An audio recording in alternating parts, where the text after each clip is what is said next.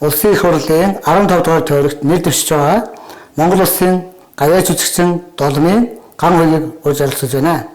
Тэгэхээр манай одоо улсын дунд улсын их хурлд одоо алдар цуутай бөхчүүд дуучид бас орсон. Ард түмэн маань бас жоохон сэтгэл өндөр байгаа. Дуучид бөхчүүд одоо төрд одоо зүтгэх зөвлөлдөө тэгтээ одоо энэ бас хавтгаарч өгсөн байгаа. Тэгэхээр та яагаад одоо нэр дэвших болов? Тэр тусмаа Увс аймгийн сонгогчдыг одоо сонгосон ямар учиртай юм бэ? За би 2011 оноос эхлээд одоо нэг докторийн зэрэг хамгаалах гэж ингэж яваад энэ өн эртний гүн ухаан судлалын хүрээлэнтэй холбогдсон.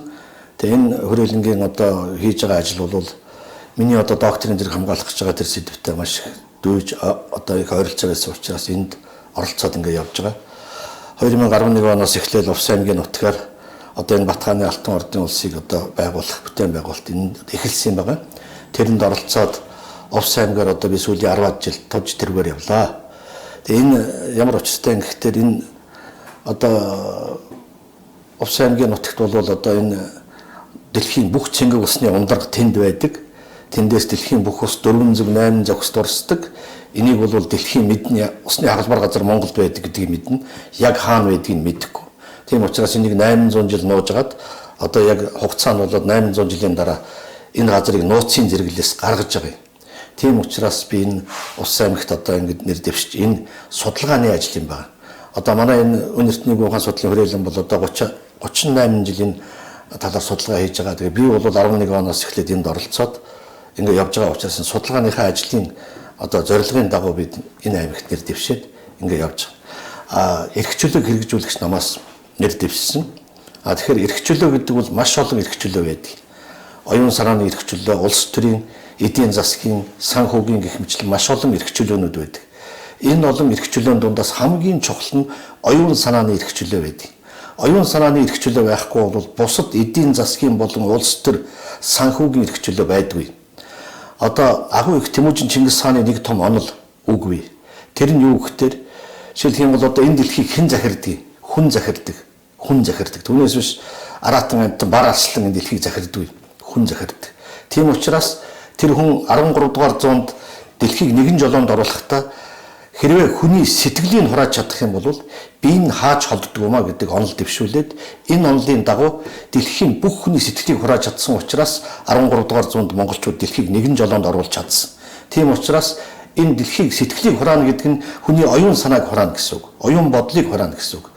Тэгэхээр оюун бодлоо хураалгасан хүн бол тэр оюун бодлоо хураалгасан юмдаа л зүтгэнэ гэхээс өөр юмд зүтгэж чаддгүй. Тэр хүн эдийн засгийн чирэгчлөө байхгүй, улс төрийн чирэгчлөө байхгүй, санхүүгийн чирэгчлөө байхгүй ийм болдог. Тийм учраас энийг одоо эрхчлөлөг хэрэгжүүлэх гэдэг энэ намаас зориуд ингэж дэвсэн утга нь бас энд байж байгаа. Тэгэхээр ер нь бол энэ дэлхийн одоо хүмүүс ямар ямиг одоо оюун санааныхаа эцэг гэж эрхчлөө гэж боддсон бэ гэхээр одоо жишээлх юм бол энэ Будда, Христ даалгын шашин, лал гэсэн ийм гурван шашны одоо тэргүүнүүд. Тэгээд дээрэс нь одоо энэ Паплам 14-р Далай ламч гэх энэ хүмүүс бол оюун санааны эцэг гэгдэж явдаг юм а. Хүний эцэг их өөрийг аварч чадна. Мэдээж тэр одоо төрсөн эцэг. Ганцхан одоо дээрээс тэнгэр нурах, доошоо газар цөмөрөх ийм тохиолдолд хүн яадаг вөхтөр ямар нэгэн юмд одоо оюун санаагаа даатгадаг. Тэр даатгаж байгаа юм нь юу вөхтөр бурхан. Бурхан гэдэг нь одоо сая миний хэлсэн энэ бурхтыг одоо ингэ хэлж байгаа. Тэгвэл Будда гэдэг бурхан бол би чамайг аварна гэж ерөөсөө хэлээгүй. Та нар өөрөө өөрийгөө ол. Тэгвэл чи бурхан шиг амьдрч чаднаа л гэж хэлсэн. Христ болохдоор юу гэсэн гэхээр би таануудыг аварна гэж хэлээгүй.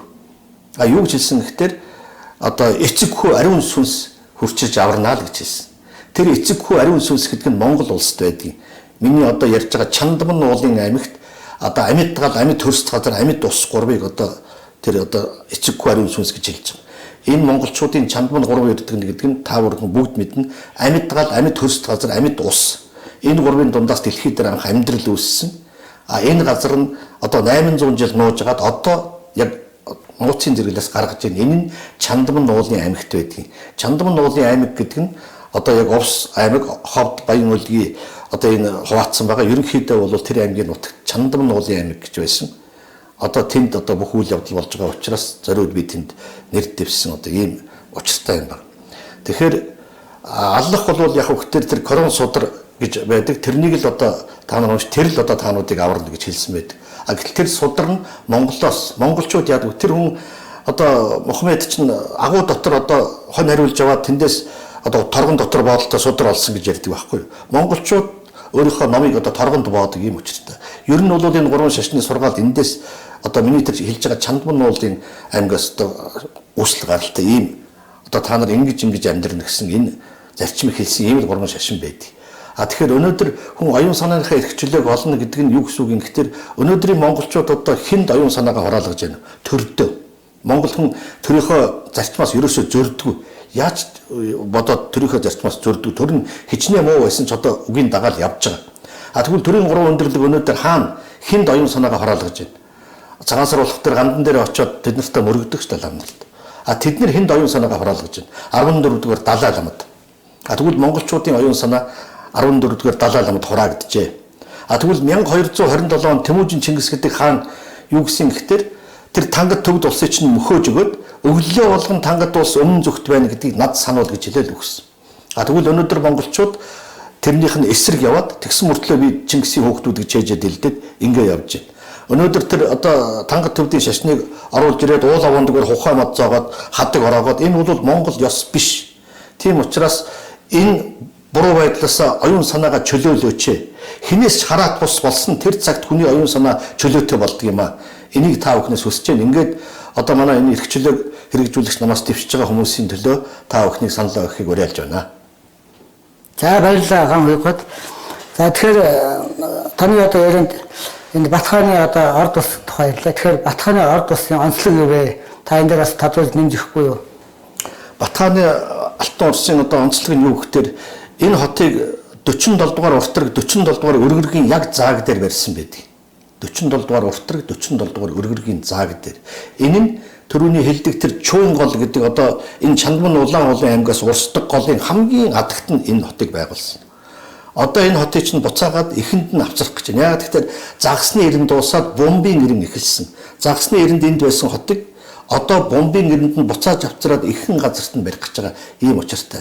Батхааны энэ хот бол маш их онцлог. Яг тэгэхээр одоо тэр 13 дугаар зуунд энэ Батхааны энэ өргөө бол маш их том одоо 70,000 хүн суудаг. Яг төвдөө бол 30,000 хүн амьдардаг. Яг өнөөдрийнх шиг бүр халуун хүйтэн устай одоо бүхэл өнөөдрийн ийм одоо байр ямар байна яг тийм хэмжээнд улаан тойпоор барьсан байсан.